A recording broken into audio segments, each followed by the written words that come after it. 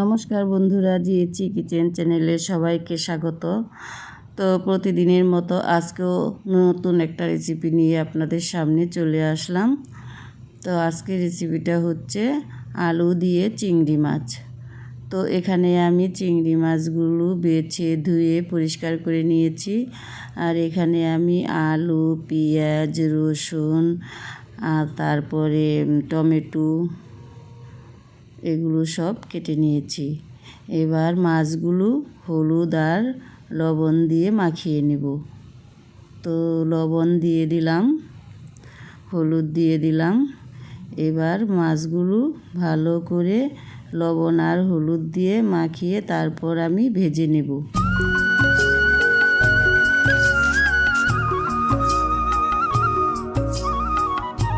তো এদিকে আমি গ্যাসের ওভেনে কড়াই বসিয়ে দিয়েছি। কড়াইটা গরম হয়ে গেছে, তেল দিয়েছি, তেলটাও গরম হয়ে গেছে। এবার আমি মাছগুলো ছেড়ে দিলাম।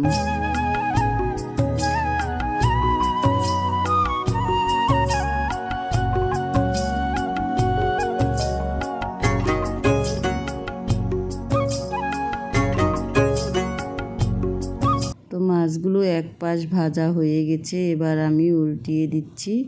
তো এইভাবে নেড়ে চেড়ে উল্টিয়ে পাল্টিয়ে সবগুলো মাছ আমি ভেজে নেব। তো মাছগুলো ভাজা হয়ে গেছে, এবার আমি তুলে নিচ্ছি।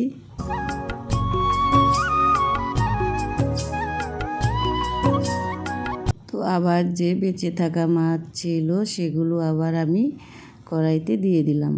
তো সেগুলো আমি একইভাবে উল্টিয়ে পাল্টিয়ে এইভাবে ভেজে নেব।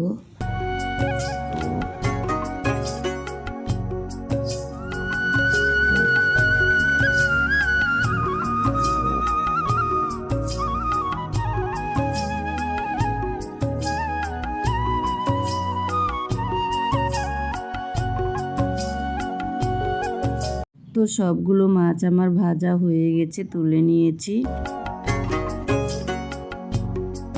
এবার বেঁচে থাকা তেলের মধ্যে আমি জিরে ফোড়ন দিয়ে দিলাম, তারপর তেজপাতা দিয়ে দিলাম। তো ফোড়নটা একটু লাল লাল হয়ে গেলে এর মধ্যে আমি পেঁয়াজ কুচি দিয়ে দিলাম। তো পেঁয়াজগুলো দিয়ে একটু নেড়ে চেড়ে ভেজে নেব।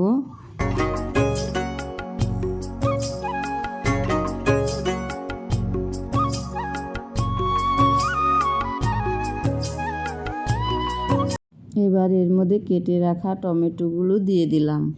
তো টমেটোগুলো দিয়ে একটু নেড়ে চেড়ে এর মধ্যে আমি থেতু করে রাখা রসুনগুলো দিয়ে দিলাম। তো রসুনগুলো দিয়ে একটু ভালো করে নেড়ে চেড়ে ভেজে নেব। তারপর এর মধ্যে আমি কেটে রাখা আলুগুলো দিয়ে দিলাম। তো আলুগুলো দিয়ে আমি একটু লবণ আর হলুদ দিয়ে ভালো করে ভেজে নেব। তো লবণ দিয়ে দিলাম, হলুদ দিয়ে দিলাম। এবার নেড়ে চেড়ে ভালো করে সব কিছু ভেজে নেব।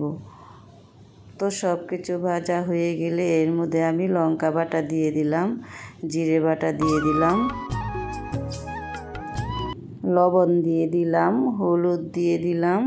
তো তখন তো আমি অল্প অল্প করে দিয়েছিলাম, মানে ভাজার জন্য। এবার আমি সব কিছু দিয়ে ভালো করে কষিয়ে নেব।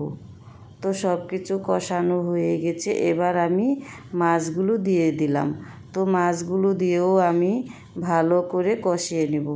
তো কষানো হয়ে গেলে এর মধ্যে আমি জল দিয়ে দিলাম, মানে পরিমাণ মতন ঝোল দিয়ে দিলাম।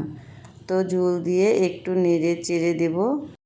তো ঝোলটা ফুটে গেছে, তার মানে ঝোলটা আমার হয়ে এসেছে। এর মধ্যে আমি গরম মশলা গুঁড়ো দিয়ে দিলাম। তো গরম মশলা গুঁড়ো দিয়ে একটু ভালো করে নেড়ে দিলাম। তো বন্ধুরা, আমার চিংড়ি মাছ রান্নাটা কেমন হয়েছে একটু কমেন্ট করে বলবে। তো আজকের মতো এ পর্যন্তই, দেখা হচ্ছে অন্য কোনো রেসিপিতে। ততক্ষণের জন্য টাটা, বাই বাই, সবাই ভালো থাকবে।